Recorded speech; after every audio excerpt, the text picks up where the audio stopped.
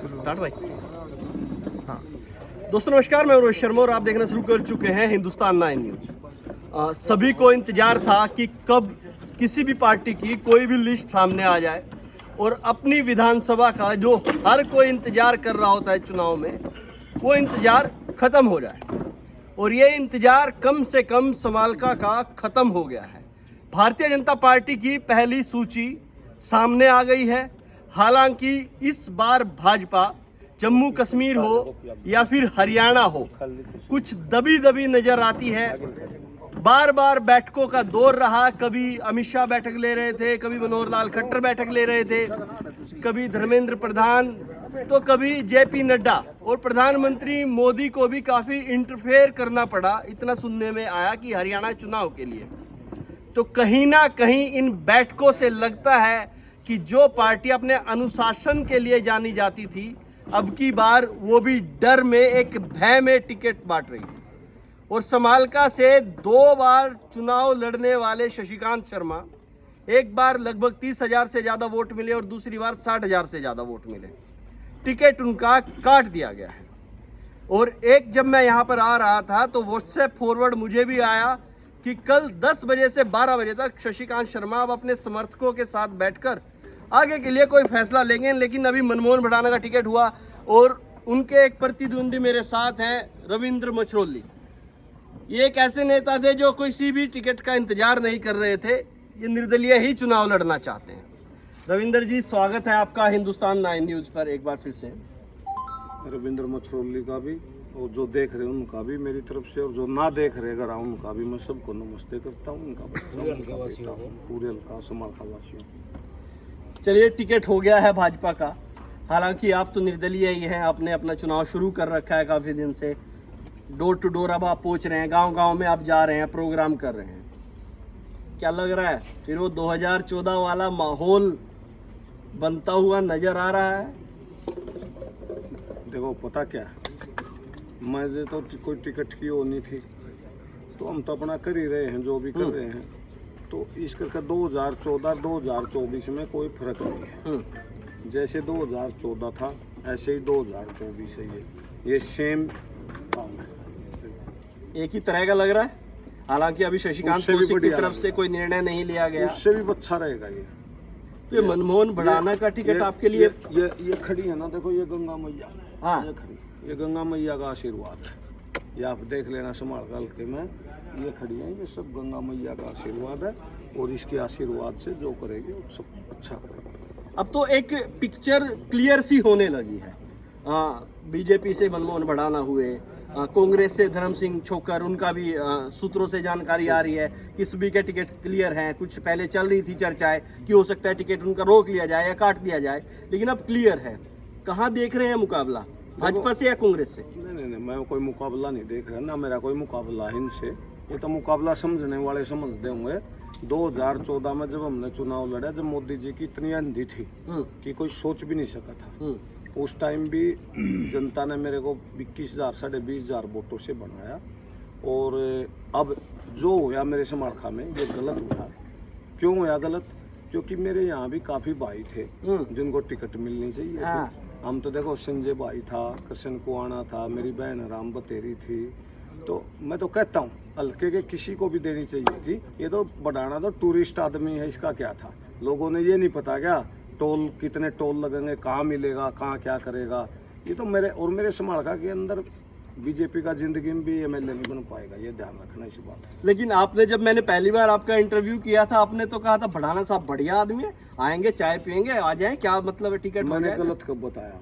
मैंने भडाना साहब को गलत तो नहीं कहा। मैंने तो ये कहा टिकट मेरे समालका हल्के में देनी चाहिए थी, क्योंकि मेरे समालका हल्के में देखो काफ़ी थे। शशिकांत भाई भी मेहनत कर रहा था और संजय जी भी थे, कृष्ण कुआना, चारों बराबर थे। कोई बात नहीं, हमारे यहाँ देनी चाहिए थी। और अभी भडाना को दे दी तो कोई बात नहीं। भडाना साहब तो टूरिस्ट आदमी है, उसका क्या था? वो तो जाएंगे आएंगे। तो क्या लग रहा है, टूरिस्ट वाला कैंपेन समालका नहीं चाहेगा? समालका की जनता नकार देगी इस चीज़ को? देखो, समालका की जनता तो मन बना चुकी है। इन्होंने तो अपने बेटे भाई रविंद्र मछरोली को आशीर्वाद दे रखा। सिर्फ उस दिन का इंतजार है जिस दिन वोट पड़ेगी और रिजल्ट आएगा। ये आप भी देख लेना रोहित भाई। बिल्कुल आपने जब चुनाव लड़ा था तो सब हैरान रहे थे, चुनाव जीतने से ज्यादा हैरान इस चीज से थे, आपने 50,000 से ज्यादा वोट ली थी, लगभग 53,000 कुछ आपको वोट मिली थी, और एक इंडिपेंडेंट कैंडिडेट थे, और उस टाइम मोदी की लहर हो या भाजपा की लहर हो, तमाम लहर थी उस टाइम, उसके बावजूद आप चुनाव जीते थे। लेकिन अब कहीं ना कहीं सिचुएशंस अलग हैं। अब कुछ लोग चाहते हैं कि केवल बीजेपी को कैसे हराया जाए, वो लोग ये भी नहीं देख रहे हैं कि इसमें कैंडिडेट जीतने वाला कौन हो। कुछ ऐसे वोटर हैं, ऐसे लोग हैं जो केवल उनका चाहना यही है कि बीजेपी को हराना मेन मकसद है। अब वो माहौल के हिसाब से वो लोग चले जाएंगे। देखो पता क्या, चुनाव तो समीकरण का है, समीकरण से चुनाव होता है। भाई समीकरण कैसे बनता है, और मेरा समालखा हल्का तो ऐसा हल्का है, अब मेरे हल्के ने तो आज तक किसी का कोई कुछ आशीर्वाद रखा ही नहीं। मूलचंद जैन जी 2 बार बनाए, बढ़ाना साहब भी 2 बार बनाए, नलवा साहब भी 2 बार बनाए, और कटार सिंह भी 2 बार बनाए, और धर्म सिंह भी 2 बार बनाए। तो अब की बार जब दूसरा नंबर है तो इन्होंने ये हल्का ये मेरे को भी तो करेगा, इन्हें पता अभी रविंद्र को भी 2 बार तो बनाना ही है, इनका बनता है इतना तो मेरे बड़े का बुजुर्गा का। अभी रविंद्र मछरोली को भी आशीर्वाद देना, इसको क्यों पीछे रखेंगे यहाँ। भाई 2014 से 19 का कार्यकाल भी देखा है, तो कार्यकाल देखने के बाद अब इनका फर्ज बनता है भाई रविंद्र को भी इनसे पीछे ना रखो, 2 बार इसको भी बनाओ। रविंद्र जी, कुछ चीजें ऐसी होती हैं कि वो कुछ इतिहास बनते हैं हर चुनाव में। आपने बताया 2-2 बार सबको मनाया, काफी अच्छी जानकारी आपने इकट्ठा की, मेरे पास भी नहीं थी। एक पत्रकार से ज्यादा तथ्य आपके पास हैं, तो ये भी बहुत बढ़िया बात। लेकिन कई बार चीजें टूटती भी हैं, बनती भी हैं। कई ऐसे तथ्य थे कि अभी टूटने का समय नहीं आया समालखाल के, ये मेरे को नहीं जित रही, अगे टूटने का समय है। क्योंकि देखो हमने क्या करा, रविंद्र मछरोली तो कोई टिकटों के उसके चक्करों में नहीं रहा, ना कोई टिकटों की बात। टिकट से चुनाव लड़ना और आज़ाद चुनाव लड़ना उसमें फर्क है। अगर मैं टिकट से चुनाव लड़ूंगा तो मैं क्या समझूंगा पता, कोई आएगा अरे पार्टी की वोटें हैं, मैं उसकी इतनी इज्जत नहीं कर पाऊंगा, क्योंकि मैं ये समझूंगा ये टिकट से पार्टी की वोटें हैं। और आज़ाद चुनाव लड़ूंगा तो मैं ये समझूंगा इन्होंने पार्टी को ना देकर रविंद्र मछरोली को वोट दे रखी है, तो मुझे बहुत सोच समझ के अपने बड़ों से, बुजुर्गों से, माताओं से बात करनी पड़ेगी, क्योंकि उन्होंने किसी पार्टी को नहीं रविंद्र मछरोली को वोट दी है। पार्टी के कैंडिडेट में और आज़ाद कैंडिडेट में ये फर्क है। और रही बात चुनाव की, आज़ाद मैं क्यों लड़ता हूँ, क्योंकि मैं अपने हल्के समालखा का विकास चाहता हूँ। क्योंकि 2014 से 19 जो मैंने विकास कराए, जो काम अधूरे पड़े थे, आप काम गण लो, जो भी हो, सब ऐसे ही धर्म पड़े थे। तो मेरी जनता की आवाज़ आई, भाई रविंद्र तेरी दूसरा जरूरत है, तो मैं इन लोगों की चॉइस पे चुनाव की तैयारी की। और अब ये है मेरे को, अब भाई ये जरूर पूरे काम भी पूरे कराने, और नए काम भी बहुत है मेरे दिमाग के अंदर। रविंद्र जी, आज से करीबन 1.5 साल पहले हमने एक इंटरव्यू किया था, काफ़ी लोगों ने देखा था, उसमें आपने एक स्टेटमेंट दी थी, काफ़ी वायरल स्टेटमेंट वो थी। आपने कहा था कि समालखा की जनता ने रविंद्र को एमएलए बनाया, एक जाट का बेटा एमएलए बनाया। कभी ये चीज़ पूरे 5 साल में नहीं आई कि किसी का कोई बच्चा तंग हुआ हो, किसी पे कोई ऐसी चीज़ हुई हो कि मतलब कि जाट एमएलए बन गए हैं तो किसी दूसरी जाति को कोई मुश्किल खड़ी हुई हो, आपने ये चीज़ बोली थी। लेकिन आज की जो स्थिति है, जब दीपेंद्र हुड्डा समालखा में आते हैं तो उन्हीं जाट गाँव से भर भर के मैं देखता हूँ कि ट्रैक्टर हो, गाड़ियाँ हो, तमाम चीज़ें जाती हैं। और आपको ये बिल्कुल नकारा नहीं जा सकता कि आपको जो जाट वोटर था वो भरपूर मिला था, उसके साथ कुछ एससी वोट आपको मिला था, ब्राह्मण के साथ चले गए थे, गुजर के साथ चले गए थे। आज भी वही स्थिति है। ये करना नहीं चाहिए, लेकिन ये कहीं ना कहीं तथ्य है, जाति के हिसाब से लोग बढ़ जाते हैं। अब की बार भी है निश्चित कि जो जाट वोटर तब मिला था, जिस तरह से मिला था, अब की बार भी रविंद्र की तरफ रुख करेगा और मिल जाएगा रविंद्र मछरोली को। देखो पता क्या, रविंद्र मछरोली ने 2014 में जब चुनाव लड़ा, ये बात सच है, बड़ी मुसीबतों का सामना करना पड़ा। ये कहते थे तो जाट है, आज़ाद है, जाट है। लेकिन हम जब बन गए, मैंने एक ही काम करा भाई, हमने 36 बरादरी का काम करा। कोई ये नहीं कह सकता भाई हमने जाट को बनाया था, शहर को लूट खा गया, ये खा गया। मैंने इस जाट बरादरी के ऊपर कोई कलंक लगने का काम नहीं होने दिया, क्योंकि मुझे ये पता था रविंद्र भाई तू लड़े ना लड़े, मेरी जगह और भी कोई कल को जाट लड़ेगा तो कोई ये नहीं कहेगा कि भी जाट एमएलए बनाया था, इस हल्के को लूट के खा गया था। मैंने ये सोच कर काम किया। और 36 बरादरी में कोई ये नहीं काम कह सकता भाई कोई जातिवादी का काम करे हो 36 बरादरी में। भाई हमने हर गली चौपाट हर 36 बरादरी का हम गरीबों के साथ खड़े रहे। और कभी भी ये नहीं होया कि अगर भाई हम कहीं जाटवाद की बात आई हो, कहीं मेरे हल्के में आप जाकर घूमोगे कोई भी किसी भी 36 बरादरी की चौपाटे गलियाँ हर आदमी को मैंने अपने हल्के में ये ख़त्म करी इस बात को भाई ये रविंद्र मछरोली जाट की बात ना करके गरीब आदमियों के साथ खड़ा है। और मेरी जाट बरादरी में सबसे बड़ी बात आपको एक और बता देता हूँ, 2014 से 19 के बीच मेरे समालखा में लूट खसोट बड़े वो होया करते। और लोगों के दिमाग में एक चीज़ थी कि भाई जो बदमाशी करते हैं जाट करते हैं। और 2014 से 2019 के बीच का आप रिकॉर्ड निकाल लेना, किसी भी जाट ने कोई भी एक भी कोई उत्पना कराया हो या कोई वो कराया हो, जब लोगों की समझ में आया भाई जाट ये काम नहीं करते।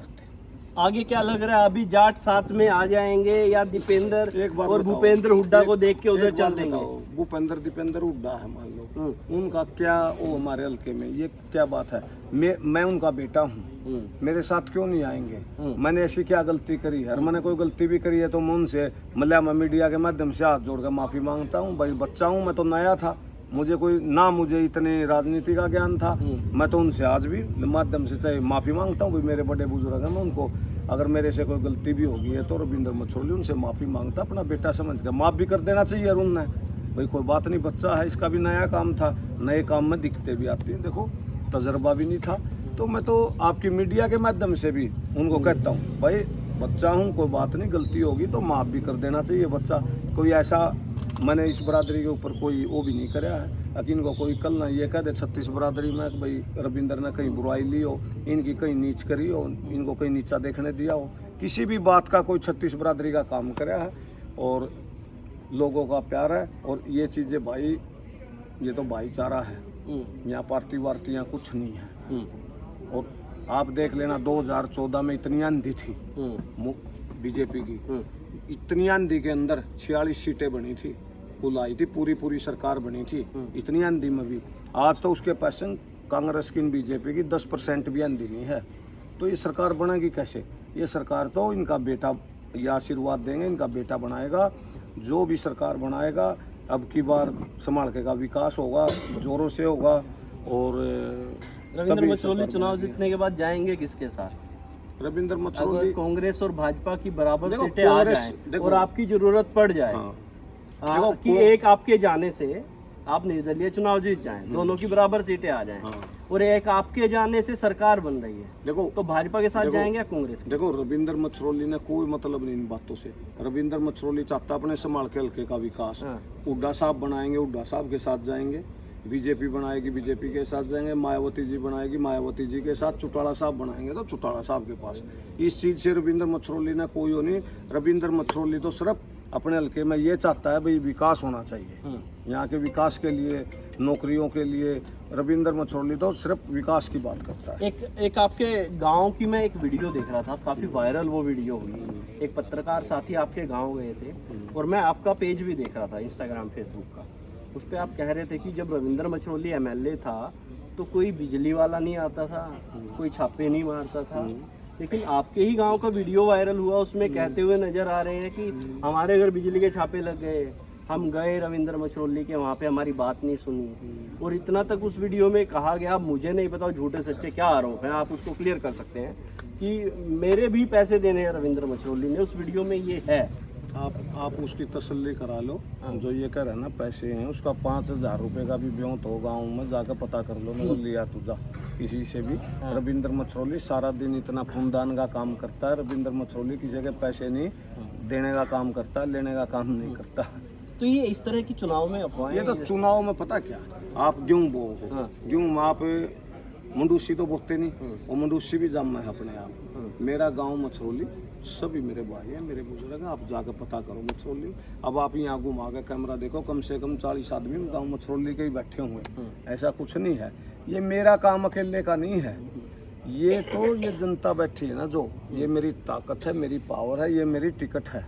और मैं टिकट की बात क्यों नहीं करता, क्योंकि मेरी जनता ये मेरे भाई, मेरे बुजुर्ग, मेरी माता, ये सब मेरी टिकट है, मेरी पावर है, मैं इनके भरोसे काम करता हूँ। रविंद्र मछरोली से कोई अकेले से चुनाव थोड़ा लड़ा जाता है, ये तो सभी भाई चल के मंड के चुनाव लड़ेंगे और आप ये देख लेना अब चुनाव क्या होता है समाज। चलिए, आपको हमारी बहुत बहुत शुभकामनाएं, हमारी पूरी टीम की तरफ से आपको शुभकामनाएं कि आप चुनाव लड़े और चुनाव आप जीते। अरे दादा आशीर्वाद दे दे, तू भी मड़ा। नहीं देखिए, तू भी दे दे मड़ा, हम तो तुम्हें भी कहे हैं अभी मैं पत्रकार हूँ, तो मैं पत्रकार के जरिए आपके साथ बैठा हूँ, तो पत्रकार एक अलग चीज होती है, पत्रकार अलग चीज है, आशीर्वाद वाला भी होना चाहिए। कोई बात नहीं भाई हूँ मैं थारा, पंडित जी को बात नहीं है, रोहित भाई हम तो आशीर्वाद दोगे पंडित जी। हाँ ना कोई बात। चलिए देखिएगा, मैं आपको एक चीज बताऊं, यहाँ के जितने भी नेता हैं मैं सभी से मिलता हूँ, इंटरव्यूज़ करता हूँ और इनसे भी पिछले करीब 3 साल से मैं कांटेक्ट में रहता था, आते जाते इंटरव्यूज़ कर लेता था। हाँ, तो इंटरव्यूज़ इनके कर लेता था तो कई बार बातचीत होती थी, लेकिन एक चीज़ जो मैंने समझी है, रविंद्र मछरोली चुनाव को लेकर पूरी डेडिकेशन के साथ उतर चुके हैं। चाहे अपने लोगों से माफ़ी मांगना हो, चाहे पत्रकार से आशीर्वाद मांगना हो, ये डेडिकेशन दिखाती है कि सब कुछ पीछे छोड़ के अब एकदम बिल्कुल ऐसा माहौल क्रिएट करना चाहते हैं, ऐसा दिखाना चाहते हैं कि हाँ मैं सबसे बेहतर हूँ और मुझे आप चुनेंगे तो समालखा के लिए कुछ अच्छा आप चुनेंगे। पीछे जो लोग बैठे हैं इनमें से कुछ लोग आप देखेंगे तो ये जब मैं यहाँ पर आया तो कुछ लोग बधाइयाँ देते हुए नज़र आ रहे थे, कि मनमोहन भड़ाना का टिकट हो गया है तो आपकी जीत निश्चिंत है। अब ये मुझे नहीं पता टिकट मनमोहन भड़ाना को और बधाई इनको क्यों मिल रही है। अब तक के लिए इतना ही। मैं रोहित शर्मा, आप देख रहे हैं हिंदुस्तान लाइव। जय हिंद।